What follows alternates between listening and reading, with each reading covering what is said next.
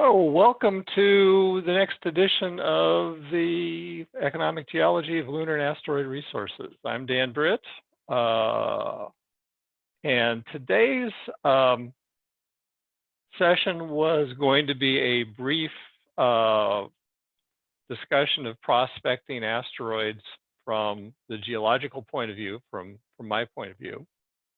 And then I was going to hand it over to Dr. Robert Jedicke of the University of Hawaii, who is a leading asteroid search person. And he was going to talk about how one found actual asteroid resources in accessible nearest space. Unfortunately, I got an email about an hour ago that let me know, or well, last night, that he has come down with a virus, probably the coronavirus, and is going to be in bed and not with us today. So I wish him well, and I hope for speedy recovery, but we'll have to get his lecture at a later time. And I'll check with the schedule, but we'll probably reschedule Robert for a Wednesday. And what he has to say, I think, is important enough that we have him say it and have a full session on discussing it. He had about 70 slides anyway, so I think it would have been pretty tough to fit everything into an hour today anyway. So that said, I will continue with what I was going to say. But it's going to be a relatively short session today. And as usual, I urge people to use the chat box and make comments and ask questions. And we'll have a discussion for as long as it lasts after the presentation. Christian, I see you're on. I can't see the chat box right now because I'm sharing my screen. So you're going to have to let me know if anybody types in the chat box. Yep, I'll make sure to ask those questions. Okay, thank you. Yeah. So anyway, the topic here is prospecting asteroid resources. And I've got some fairly definite views on prospecting. I think I have solid science to back me up, but this is not the approach that many previous asteroid resource companies have taken. And just to be blunt, I think they're wrong, and I'll show you why.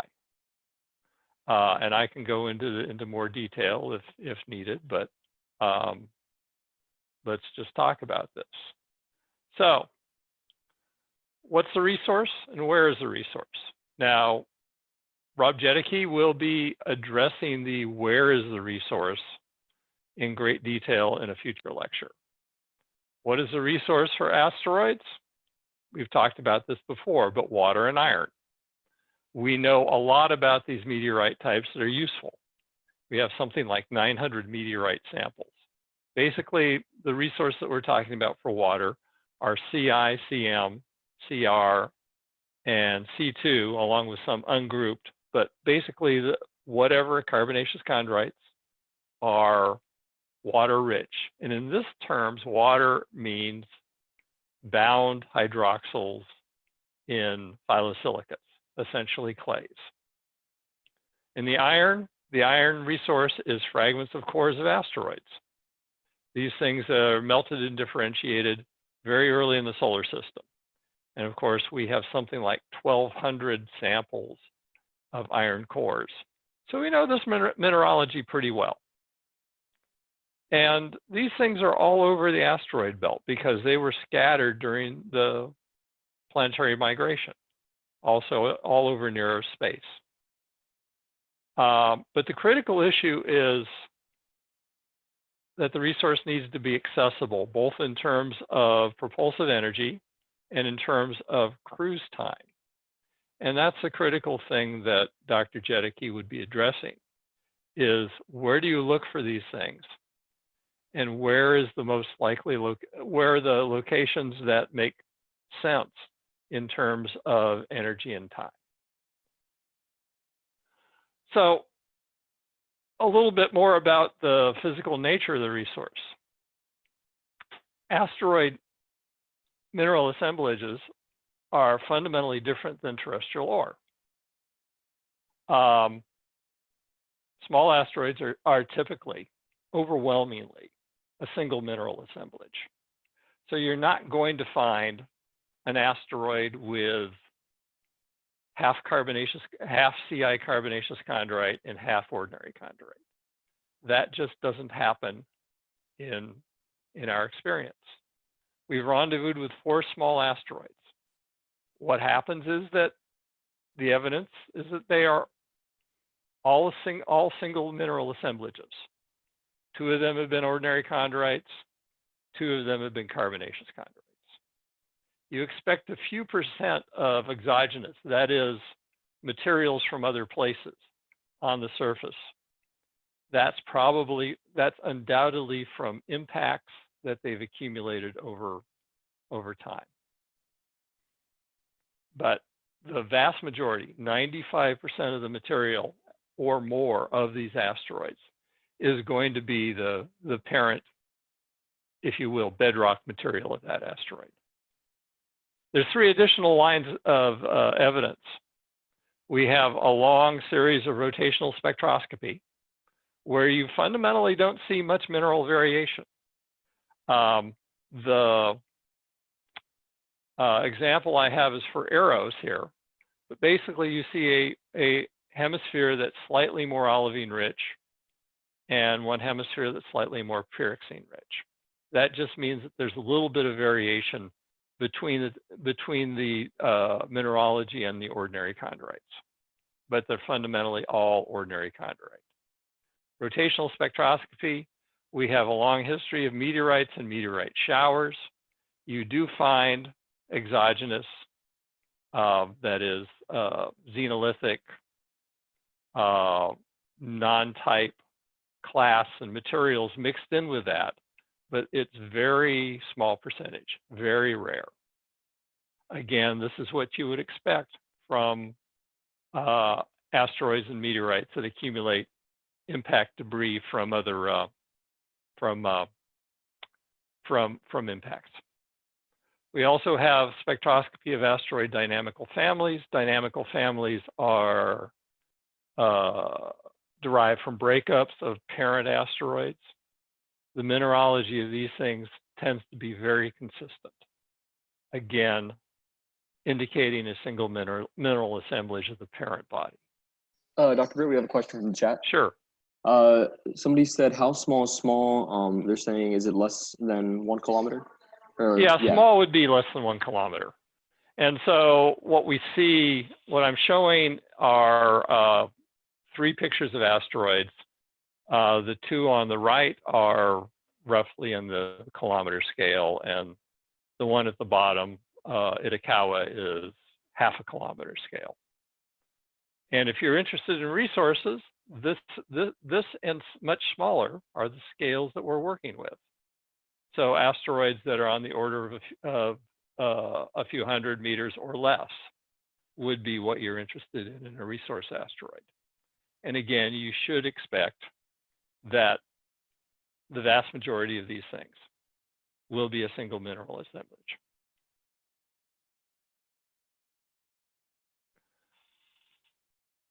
Telescopic remote sensing actually works very well for prospecting asteroids. And you can learn a lot of things from a telescope. For prospecting, what you really care about is albedo. And I'll tell you about that in a minute. But you can also learn a great deal about their physical properties. For mining, you want to know rotation rate, you want to know shape, you want to know cohesion, you want to know if there's any particle activity, things that are being injected from the surface. You want to know texture, you want to know mineralogy, volatiles, space weathering, mineralogical variation. For irons, you would like to know the dielectric and the surface porosity, and grain size and surface texture. Basically, doing prospecting by spacecraft is hugely expensive. It's going to be slow because it's going to take a substantial amount of time for your spacecraft to get out to your target asteroid and return data. And fundamentally, that's wasteful. What you do is you do your prospecting by telescope. A space mission would cost you several $100 million. For $100 million, you can buy yourself some of the biggest telescopes in the world. Build them on your own if you want. For vastly less money, because these telescopes are already built, you can buy time on the telescopes. And people would be more than happy to sell you the time because they're always looking for money. So big telescopes are not cheap, but they're orders of magnitude cheaper than spacecraft. Do your prospecting on a telescope. That's the only economical way of going about this. At asteroids, you don't need to prospect when you're at the asteroid. Again, ores are not concentrated on small asteroids simply because there are no concentration processes. All the active geological processes on asteroids occurred 4.5 billion years ago. And so you're not going to get any concentration mechanism happening that on the asteroid that didn't occur right at accretion and initial differentiation. So you don't get significant mineralogical variation on a small asteroid. Your whole asteroid is going to be the ore body. High grading, which makes a lot of sense in terrestrial geology and terrestrial mining, is a useless concept on asteroids because there are no local concentration mechanisms. You only high grade if you expect a concentration mechanism. There are no concentration mechanisms. Basically, the mineralogical information that you need is already in the meteorite collection, in those 900 odd samples that we already have. And what you do for your reconnaissance is you do it via telescope. You need a big telescope, but there are big telescopes in the world that are available. What I've shown here in this graphic are some of the big telescopes. All of these things are accessible and usable by astronomers like Dr. Jedicke. The basic mirrors in some of these guys, like Gemini North and South, are 8 meters in diameter. So you do have this big glass that you can go out and find what you need in the way of information on asteroids. What you care about for water-rich asteroids is albedo. Albedo is the key measurement because asteroid types that are high in water have an interesting characteristic. The more water they have, question? Yeah, we have a question in the chat, sorry. Jeff says, to be clear, if we were dealing with a fragment of a planetoid which broke up, there may be some differentiation, correct? Thinking of inner core / metallics. Well, the differentiation occurred 4.5 billion years ago and concentrated the iron in the core. That's it. Once you've concentrated the iron in the core, there are no other processes that will create veins of stuff during that 4.5 billion year period. The only other process you have is impacts, which break these suckers up, and the various dynamical processes that move them into nearer space. But from a mineralogical point of view, all the action was done within the first couple million years of the solar system. So to be clear, you concentrate iron in an iron core, but that's it. And then all the minerals that you're interested in, all the elements that you're interested in that iron core are going to be disseminated. So it'll be dominantly iron and nickel, but you'll have disseminated platinum groups, you'll have disseminated gallium and germanium. Everything else is going to be disseminated. So when you're looking for water, what you want, the characteristic thing that you're interested in is low albedo asteroids. That's because carbon organics are are strong darkening agents, and they are very strongly correlated with water. So in this plot, this is water weight percent versus carbon weight percent. As you can see, that's a damn good correlation between water and carbon. The more carbon you get, the more water you get. The more carbon you get, the darker you get. So what you want to look for are low albedo asteroids. Albedo is a critical measurement here. And of course, what darkening agents do is they make any other kind of spectral measurement very challenging. Because Dr. Britt? Yes. Sorry, we have another question from the chat. Sorry. Sure. Sarah says, is there a precedent policy-wise / organizationally for private companies getting involved with telescope time, thinking of telescope time traditionally as a resource for the advancement of science? Well, a lot of these telescopes are, well, generally telescopes are run for scientific enterprises, and you essentially apply for telescope time on a basis where you're not paying for it. However, almost all these telescopes will sell you telescope time because all of them are, of course, budget constrained. And some of them are owned by private foundations. So if you want telescope time and you want it for a commercial venture, you can buy it. That's not a problem. And we also have another one from Jeff. He asks, dark asteroids are hard to observe, correct? Dark asteroids are hard to observe because they're dark. That's just the way it is. That's why you need big telescopes. You need a big light bucket to collect as many photons as you can, because some of these things are reflecting something like 2% of the incident light on them.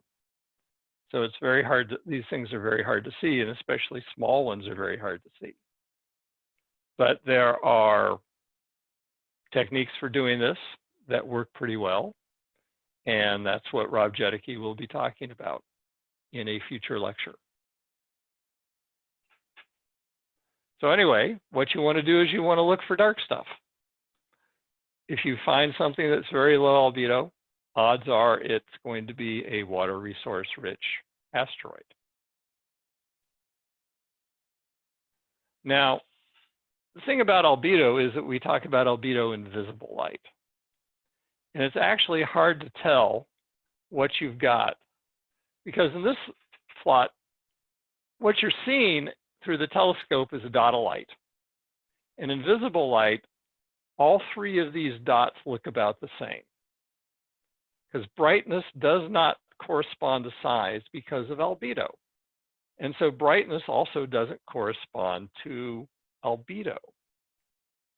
In order to figure out what the albedo is, you need to look at it in infrared light, because infrared light is not affected by the surface opaques that affect visible light. So on the top here, when you're looking in visible light, something that has the albedo of chalk is fairly bright and can be very small, while something has the albedo of charcoal can be very, very large and still have essentially the same brightness relative to the telescope. That's not the way it works in infrared light. And so you need to observe in infrared wavelengths in order to determine albedo. Simple as that. So where are the low albedo asteroids? Well, they're pretty much everywhere, but they're low albedo. This plot is albedo versus astronomical units. And so you basically want to look for any asteroid that's below this line. As you can see, there are plenty of low albedo asteroids everywhere. It's just that you want them that are close to the Earth, that are in relatively low low distances in astronomical units from the Earth. And what Dr. Jedicke will be talking about is the orbital characteristics of asteroids that are interesting in terms of resources and interesting in terms of energy and time in order to get to them and get back. And what you typically want are things that are in long synodic periods with Earth. That is, that they have a similar orbit to Earth and essentially spend most of their time either catching up or dropping back relative to Earth in the same orbital slot. And there are plenty of those.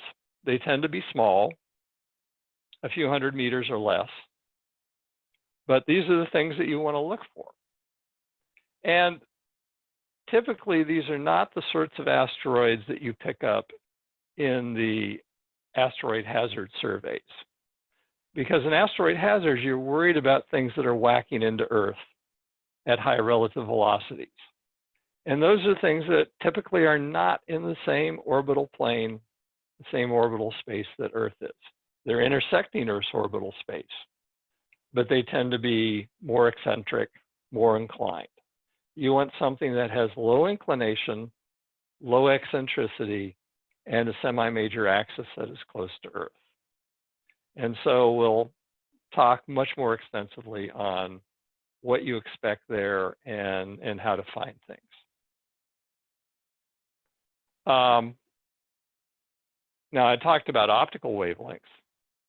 Radar is a great tool for determining things like asteroid shape, ranging and orbit determination, but also for detecting things like metal, because surface dielectric is a lot different between metal and stone. Your problem with radar is that it's an active measure. You're shooting a pulse out toward a small object, and you're waiting for a return. And you have a limited effective range. It's not so terrible. For a 100-meter diameter asteroid, the effective range for an Arecibo dish, which is the biggest and most powerful dish on Earth, is about 1/10 of an AU. But that's about the zone that you would want to be in for an accessible asteroid, about 15 million kilometers, about 9 million miles. One of the things you have to remember, though, is that radar images are not pictures. And so I'm showing a radar image at the bottom. And things like surface dielectric, size, rotation rate all affect your radar return.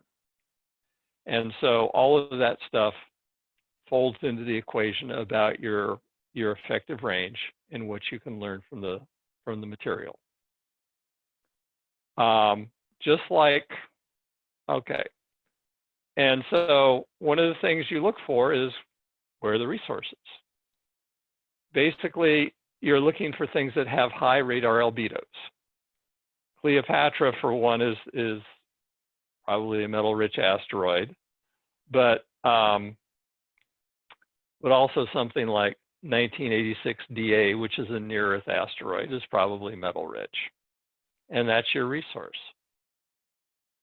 There are not a huge number of, or a huge percentage of metal-rich asteroids, just like there's not necessarily a huge percentage of water-rich asteroids in near-Earth space. But there are reasonable numbers. We just have to find them. But asteroid radar requires lots of power and a big dish. Just like big telescopes, if you want to use it for a commercial purpose, these things are available, and you can rent the Arecibo Observatory. The University of Central Florida manages the Arecibo Observatory through the Florida Space Institute. So if you want to buy some radar time, come talk to me. I will put you in touch with the right people. And they would be happy to sell you radar time at a quite reasonable price. So, as I said, this is not going to be a long talk. I was going to wrap it up and hand it over to Dr. Jedicke, but to wrap up, just a few points of emphasis. Useful asteroids contain metal and volatiles. The rest are going to be rocks. If you're prospecting for an ore asteroid, you should be at a telescope. This is going to be orders of magnitude cheaper than a reconnaissance mission and orders of magnitude more productive. Evidence is that small asteroids are overwhelmingly a single mineral assemblage. Since they're a single mineral assemblage, once you're at the asteroid, prospecting and high grading are wastes of time. There are no concentration mechanisms that are going to put the, for instance, put the metal or put the phyllosilicates in one place relative to another. Start at one end of the asteroid and grind your way through. Dr. Britt, we have Yes.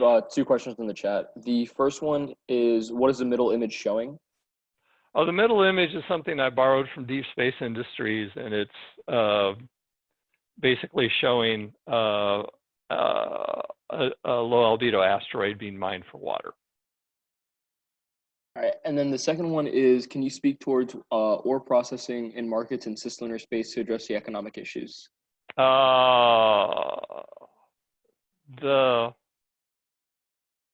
I can't right now, but I will address that in the last lecture. So I'm not quite prepared to do that right now. My apologies.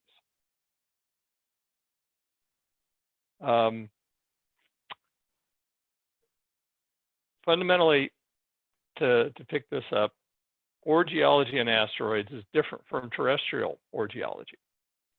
But it's just a different geologic context. You apply the same basic principles given the geologic context and use that to explore smart and also to extract your resource in an intelligent fashion. And so I apologize for not being able to discuss where and how to search asteroid resources, but that will come in a future time. And so I'll wrap it up right there and open for more questions.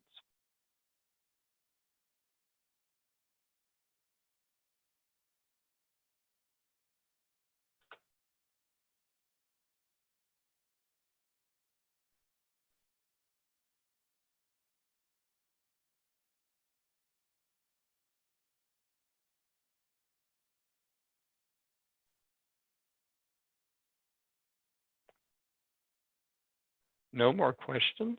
I'm amazed. We just got like 3 right back to back in the chat right now. Okay. Yeah, so the first one is, so now is a great time to be an observational astronomer? Yes. The issue is trying to characterize, trying to identify and characterize asteroids that are in long synodic periods with Earth if you're interested in essentially mapping out economic resources. Okay. And that's one more thing, and that's something that we really haven't emphasized, because this particular group of asteroids is not terribly a threat to the Earth. And a lot of the most valuable asteroids in terms of economic resources are going to be pretty small. And things that are 50 or 100 meters are simply not much of a threat to the Earth. Okay, and then for our second one, Dennis asks, are there estimates for mining in deep space available? Yes, there are various people that have done work on how to mine in deep space.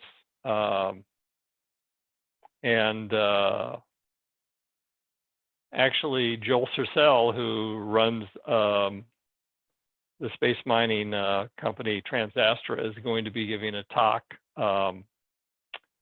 tomorrow at on the class FSI seminar about Transastra's mining operations. And if you're interested, I can send you the link for that talk. Just send me an email. Okay, and then we have three more. Well, yeah, four more now, I guess. Okay. Jeff asks, any idea of the energy required to tow these into low Earth orbit? And then he also asks how to dispose of waste silicates with no market. Well, I have no idea what the energy cost is for towing into low Earth orbit. That depends very much on the asteroid. My thought about waste silicates is you essentially, if you're grinding through the asteroid, Joel Sercel's approach is to use optical mining, and that works very well with these hydroxyl-rich phyllosilicates. What happens is essentially you're ripping apart the crystal structure, and the slag is essentially a devolatilized amorphous silicate, essentially a dust. And remember, you've still got solar wind blasting past your asteroid at all times. So what you do with the slag is essentially you toss it. You have a mechanism where you're allowing it to leave the asteroid, and the solar wind will just sweep it away for you, because the solar wind is very effective in engaging and accelerating dust away from asteroids. So I don't think the slag is going to be that much of a problem. Okay, and then we have Gordon said, I know that you said that Robert would talk more about this, but where do you personally believe would be the best location to search for these near-Earth resourceful asteroids? Well, what you want to do is look about 30 degrees behind or ahead of the Earth in essentially a cone that's defined by the Earth's orbit, and maybe a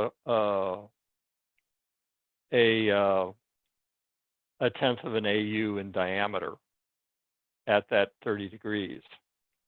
And so you look for things that are about on the same orbit of Earth, that are either catching up to Earth or falling behind. And what you want to do is you want to identify them, because remember, these things are always moving around relative to Earth. You want to identify something that right now that in 4 or 5 years is going to be dynamically fairly close to Earth. And so that's a potential target for a mission to go exploit that resource. So give yourself enough time to do planning. But as this progresses and you have hardware and spacecraft developed, then you can look at in space closer to Earth, because you need less lead time. So essentially what you're looking for are things that are actually relatively close to Earth's orbit and are slowly catching up or slowly dropping back vis-a-vis the Earth's orbit.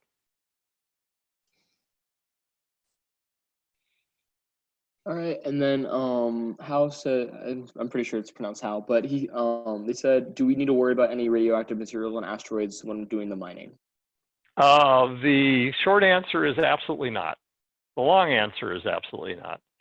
I have a cabinet full of meteorites in my laboratory, and I routinely take them to schools. They are not at all radioactive. Again, your naturally occurring radioactive materials are disseminated through asteroids, and there's no concentration mechanism. What we have in the Earth are concentration mechanisms that actually scavenge things like uranium out of huge zones of the Earth and concentrate it into ore bodies. And that's the only way. These things are so rare and at parts per million or parts per billion content in this kind of material that, since there's no concentration mechanisms, there is no danger. It's far more dangerous to eat a banana than it is to hold a a meteorite in terms of radioactivity. All right, and then we have a question. It says, is there a particular radar band that works best for resource prospecting, or is the only thing that matters the size of the telescope dish? Bands do matter, but it's a function of raw power. So if you want more range and more resolution, you need a bigger dish and more power. If you want the details, I can put you in contact with the people that actually operate Arecibo, and they can tell you this in excruciating detail. All right, and then we have a question from Ryan. He asks, do you think towing an asteroid into low Earth orbit is a good idea, if not for losing it due to atmospheric drag, but possibly due to adding debris / shrapnel to low Earth orbit?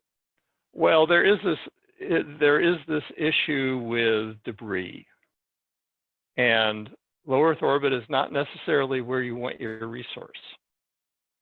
It depends on what your customers want and where they want to access the resource. And it would probably be much better to transfer the refined product, probably water, to places like lunar orbit or low Earth orbit in order to supply material. And that's a lot less stuff to move around, because everything you move around costs energy. It just depends on how much energy it costs and how tough it is to move. All right, and then Amy asks, if you had to build a spaceport, would you put it in low Earth orbit? No, I wouldn't. I would want to be, you would probably want to put a refueling depot in low Earth orbit. And you would probably want your port with a bit more altitude, maybe geostationary, maybe some other funky orbit. I don't know where offhand. Other people worry about such things. And then another question, for the albedos of the dark asteroids, what wavelength are they at? And they asked thermal. With thermal, you want to be, well, the visible albedos tend to be measured at 0.55 microns. And at that wavelength, you have a substantial difference between things that are full of opaques and things that are full of transparent silicates.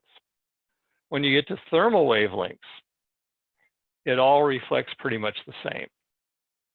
So you're talking 8 to 11 micron wavelength range. And that works really well in determining albedos. Now that's a hard measurement, particularly from the surface of the Earth. And so asteroid searches in the future tend to rely on things like satellites that have the optical capability in the infrared wavelengths. All right, and then Sarah asks, has anyone published calculations regarding the cost of prospecting methods, even if preliminary? Well, we can talk to Phil Metzger about that, and yes, people have talked about such things. I don't know them offhand.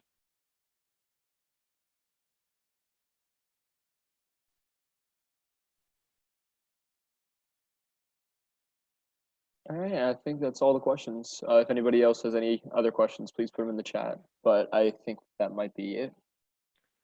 Or you can, since there are not that many people are talking, you can always unmute your mic and ask your question.